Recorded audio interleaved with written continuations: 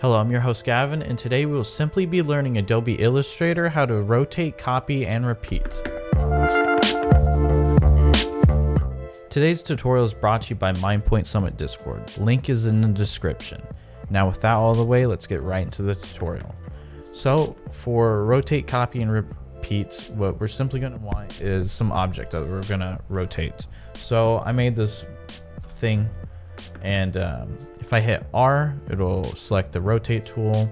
I'm going to want to rotate from this point down here, so I will simply hold left alt and left click at the same time.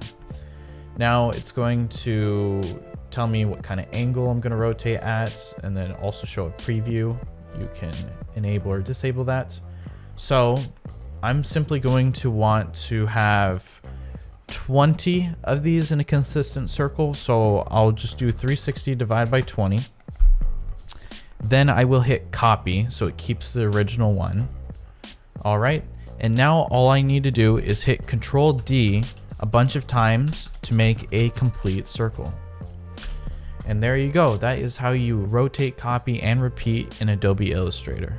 If you enjoyed this episode, please like, comment, and subscribe. I'd love to hear feedback on this episode as well as suggestions for future content. Besides that, continue learning and have a nice day.